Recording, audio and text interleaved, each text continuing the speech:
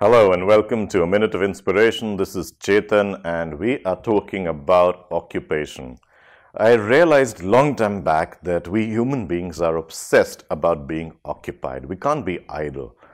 Right from the time we are born and raised up, we constantly hear these conversations. Don't waste your life, don't sit idle, do something. Idle means lazy. And this whole conditioning leads us to constantly find occupation.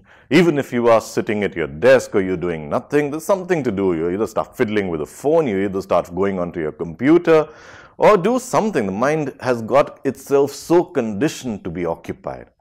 Is there something wrong with it? Well, I'm not judging whether it's wrong or right. But occupation outside also creates occupation internally. And the internal occupation as a result of the outer occupation or whichever comes first is that the mind is totally occupied. And when the mind is totally occupied, it means that there is no space. And when there is no space, it means that there is nothing new that can enter because the old is cluttering the mind. And when the old is cluttering the mind, what do you think it's likely to produce in the outer? It goes on repeating repetitive patterns one after the other, and life remains unchanged for 10, 20, 30 or 40 years.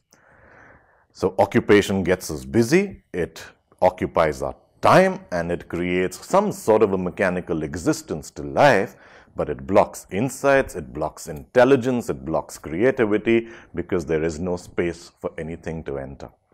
So just to leave you with this thought that can you consider an alternate reality where it's okay to not be occupied, where it's okay to do nothing, where it's okay to be idle in a sense, with an objective to create some free space in the mind.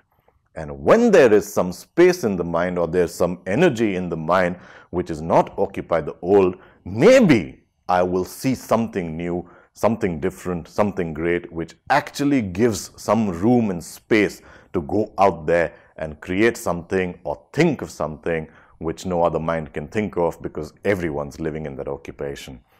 It opens up doors to new insights, to a different kind of an intelligence, and once it does, this becomes a norm to not be occupied.